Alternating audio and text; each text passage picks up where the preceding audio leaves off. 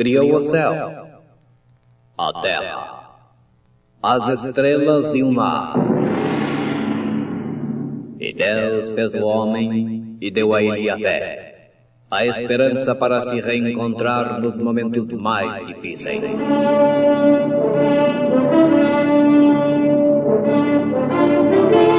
E num esforço supremo para levar Deus até você, aqui está o pregador da fé. Pastor Joaquim Gonçalves nos traz fé para vencer.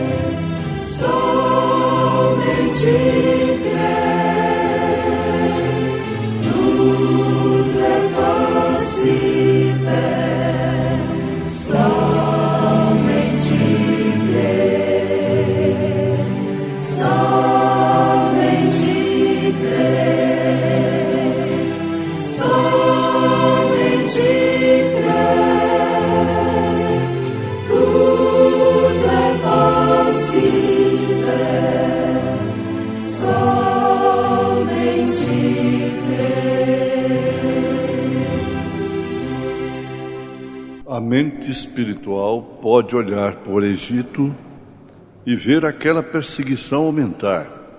Pode ver José sendo tirado a fim de que a perseguição aumentasse. Apacentava Moisés o rebanho de Jetro, seu sogro, sacerdote em Midian, e levou o rebanho atrás do deserto e veio ao monte de Deus, a Horebe. E apareceu-lhe o anjo do Senhor em uma chama de fogo do meio de uma sarça. E olhou, e eis que a sarça ardia no fogo, e a sarça não se consumia. O grito da alma. Irmã Eleide cantando em Momentos no Tabernáculo da Fé.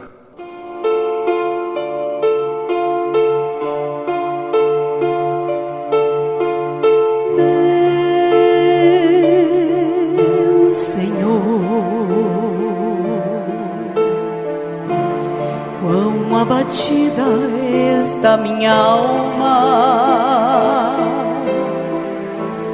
e o meu pranto dia e noite a me alimentar.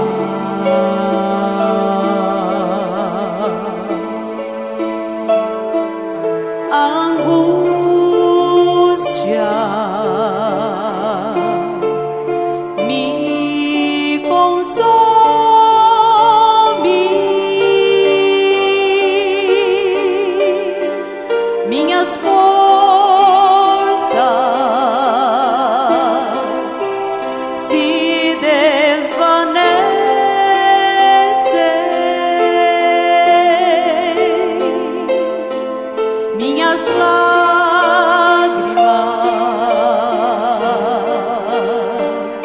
saciam minha sede,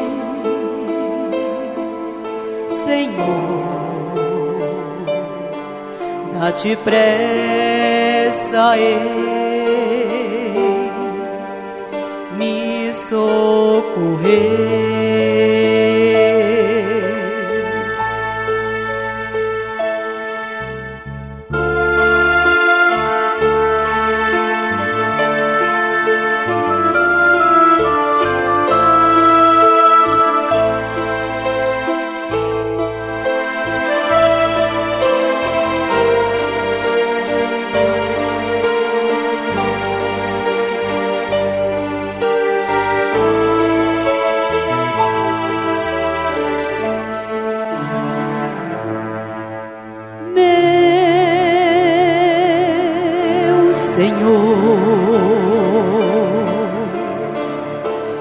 Quão abatida está minha alma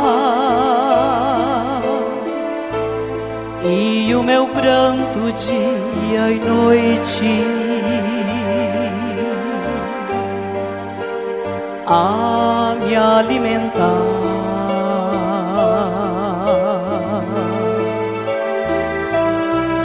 A angústia me consome,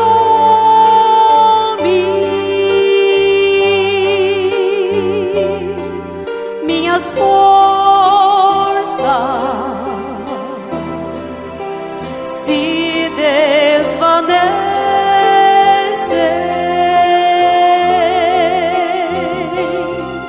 minhas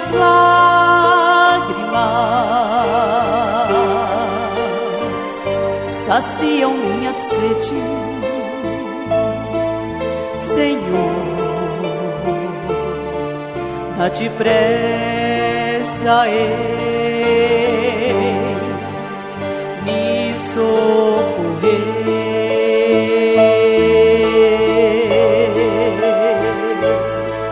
Como servo em busca das águas, a minha alma em busca de ti, ó Deus, rompe a dor que em meu peito amarga, e erguendo minha voz, dou-te o meu louvor.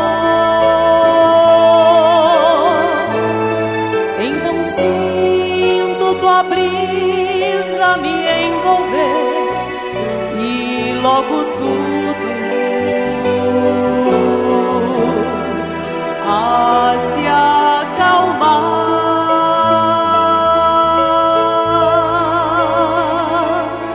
Senhor.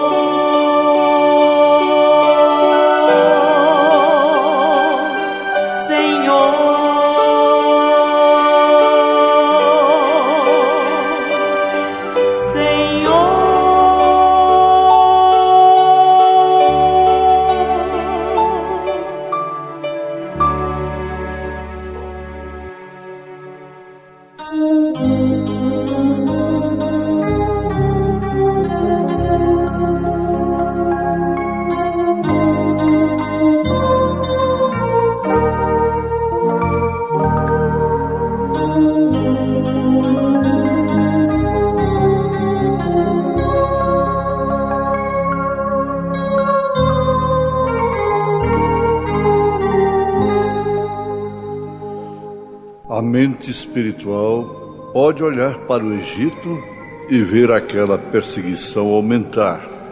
Pode ver José sendo tirado a fim de que a perseguição aumentasse.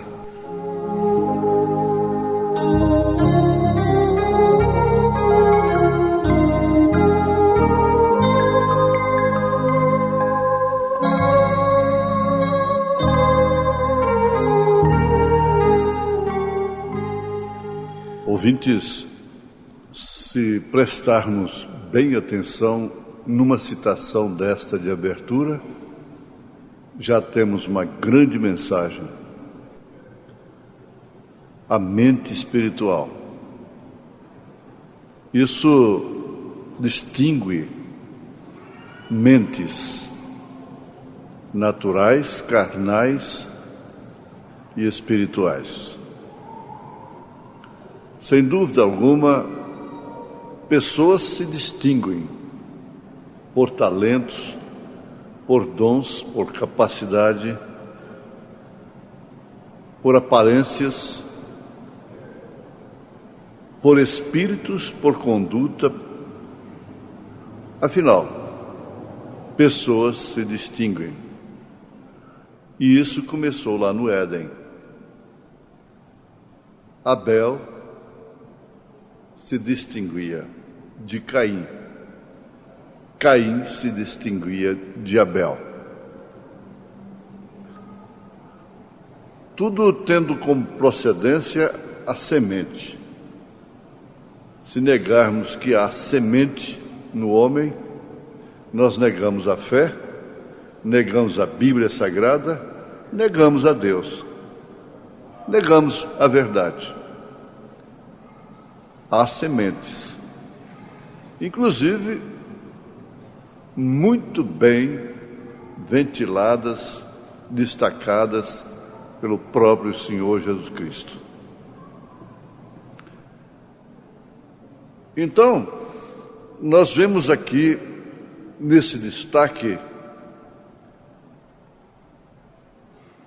a grande diferença de pessoas que podem ser enganadas e que são enganadas e que serão enganadas, e pessoas que não puderam ser enganadas, não podem ser enganadas e não poderão ser enganadas. O destaque bíblico é esse: não disse Jesus que os dois seriam tão parecidos que, se fosse possível, enganariam até o próprio eleito? O profeta de Deus faz menção deste assunto na mensagem, o terceiro Êxodo. Então veja como nós estamos concordando a coisa de uma forma bastante aproveitável, é claro. Estamos vendo aí que uma semente, segundo São Pedro, sendo enganada, procuram enganar. Pedro usa essa expressão: enganando e sendo enganados, enganados e sendo aqueles que procuram sempre a enganar. Não disse Jesus que os dois seriam tão parecidos? Então, mesmo havendo diferença de semente, podem parecer muito. Isto porque a casca é igual. Quer dizer, a carne e o sangue são iguais. Não há diferença entre carne e sangue. Por isso, carne e sangue não herdam o reino dos céus. Está escrito assim. A semente que gosta de ser enganada, ela é intelectual e por isso exige o intelectual. Ela se engana se satisfazendo com o intelectual, com o mental. Os judeus pedem sinais, os gregos pedem sabedoria. A palestra intelectual é tão acetinada que ela enganaria o povo, menos o povo eleito. Agora, o que determina realmente a satisfação da semente eleita é o verdadeiro culto. Então voltamos lá no Éden. Abel não estaria satisfeito oferecendo um culto semelhante ao de Caim. Não combinava com a sua semente, não combinava com a sua revelação, portanto. Então, aquele era o verdadeiro evangelho. Nós podemos encontrar que o verdadeiro evangelho existe desde o Éden, como também o falso evangelho. O verdadeiro evangelho para satisfazer a semente eleita. O falso evangelho para satisfazer a semente enganada. Basta ser enganado para se perder. Agora, o evangelho que quer dizer boas novas é anunciado através de anjos que são homens, os quais Deus tem chamado pela sua soberana vontade, e eles têm nascido com o propósito eterno de anunciarem a palavra, a mensagem, o Evangelho que alimenta e que sustenta a semente eleita. Isso é muito claro. Não dá nem mesmo para discutir.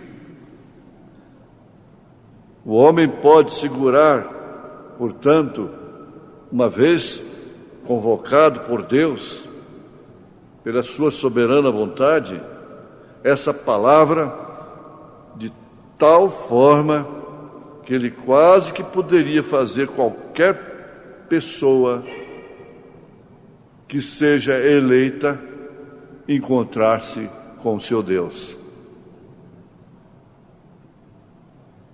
Através do culto de Abel, toda a humanidade, todos os seres humanos que viessem a existir, poderiam se satisfazer espiritualmente através de seu culto.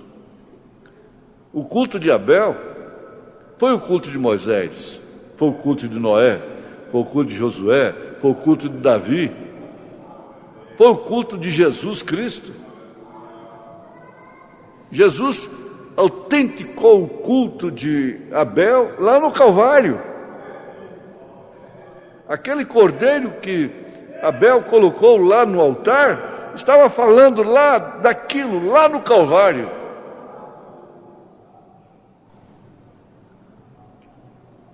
Então, o culto dos apóstolos, da igreja, durante as eras, é o culto de Abel. Até nesse instante, nesse presente momento, a verdadeira semente eleita que forma o corpo de Jesus Cristo nessa terra, se alimenta, se sustenta pelo culto de Abel, que é a revelação do sangue. Aleluia. Pois bem, a mente natural, a mente carnal, é fácil dela ser detectada, ser reconhecida pela mente espiritual. Ela está sempre complicando, ela está sempre levando para o intelectual aquilo que é espiritual, para que seja então semelhante, para que isso possa se cumprir. A palestra intelectual é tão acetinada que ela pode enganar. Não aos eleitos, bem compreendido. A mente espiritual pode olhar para o Egito, veja, tomando sempre a sombra lá no passado. O profeta está mostrando isso. E ver aquela perseguição aumentar. Pode ver José sendo tirado por fim de cena. Ele tinha que sair de cena. E não deixar um sucessor de seu sangue, de sua linha, de seu espírito, espiritual como ele. Não pense que este mundo terá um sucessor espiritual. Quando esse povo sair de cena com o mensageiro da era, não terá nenhum sucessor para ficar aqui. É total tribulação, é total cativeiro. Isso é verdade.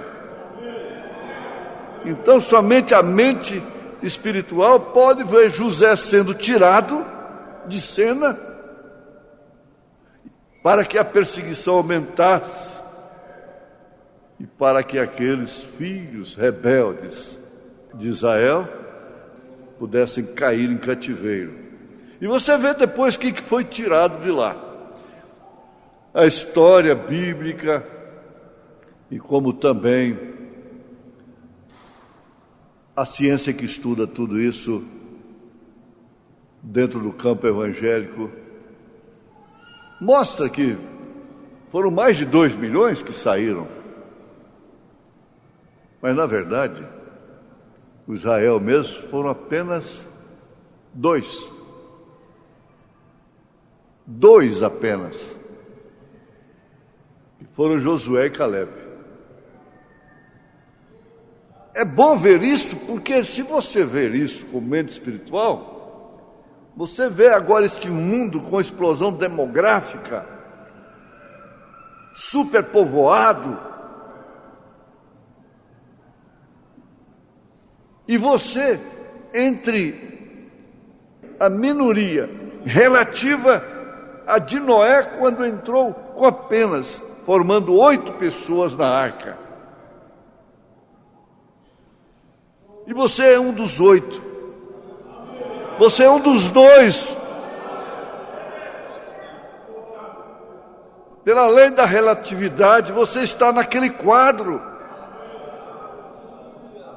Então isso tem importância de ser visto na pregação. Encontramos um significado supremo nesta mensagem, o terceiro êxodo. Agora veja. Então, ver Deus com a sua roda dentro da roda. Olhando ainda para essa experiência, para essa comparação. Ver Deus com a roda dentro da roda. Bom, você diz assim, o que é isso? Como é que eu vou entender isso? O que quer dizer roda dentro da roda na Bíblia Sagrada? Ah, bom, você já leu Ezequiel e fez a mesma pergunta. Ezequiel falando da roda dentro da roda. Aleluia. Tudo se movendo ao redor perfeitamente. Potifar rejeitar José, ver aquela mentira ser dita e ver José na prisão com sua barba crescida, excomungado de seus irmãos. Mas então, de repente, Deus entrou em cena. Isso é a roda dentro da roda. Aleluia! Como podemos ver aquela roda dentro da roda se movendo? É o grande plano de Deus movendo tudo até este êxodo. E você está dentro. A irmã, o irmão está dentro.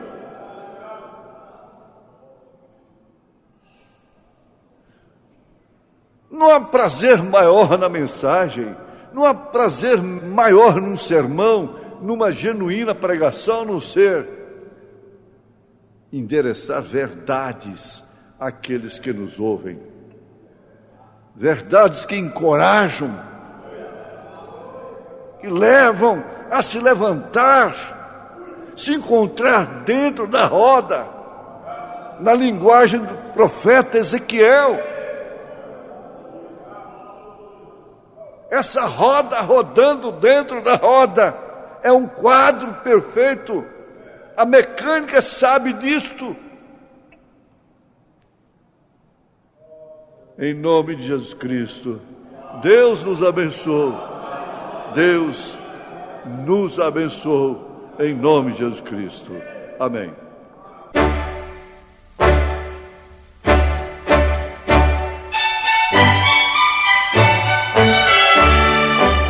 Ouvintes, escreva-nos pela caixa postal de número 15.020, 15020, CEP 74.501-970, Goiânia, Goiás. O nosso endereço na internet é www.apalavraoriginal.org.br. Volte a nos ouvir amanhã novamente neste mesmo horário, emissora, se o Senhor nos permitir, com fé no Filho de Deus, a fé que vence o mundo.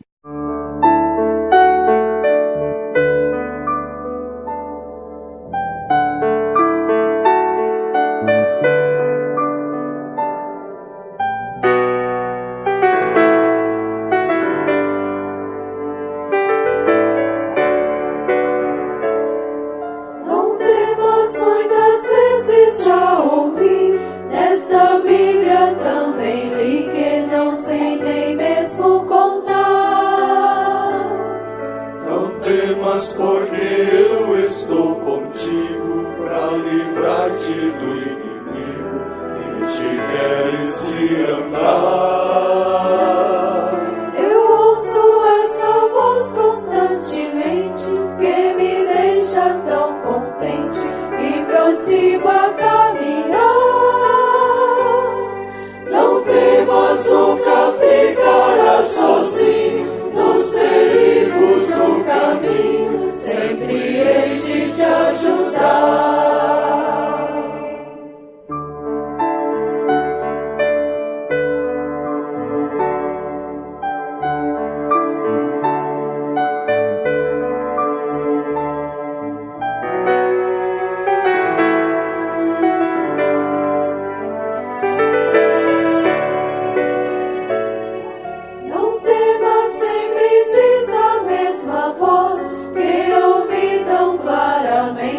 Desde a primeira vez. Não muda, ela é sempre a mesma. Quando ouço, não confundo, é a mesma cada vez. Não temas, dá-me toda segurança, me inspira confiança, sempre fazendo o que fez. Não temas os perigos que passar, ao teu lado sempre estou, quero ouvi-la outra vez. Não temas os perigos que passar, ao teu lado sempre estou, quero ouvi-la outra vez.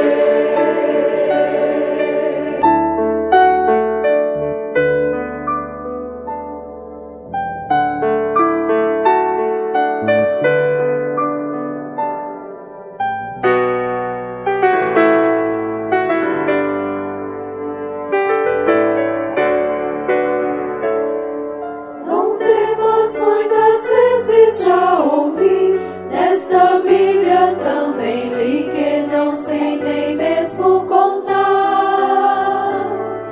Não temas, porque eu estou contigo para livrar-te do inimigo que te quer se andar. Eu ouço esta voz constantemente que me deixa tão contente e prossigo a caminhar. Não temas, nunca ficarás sozinho nos perigos do caminho, sempre hei de te ajudar.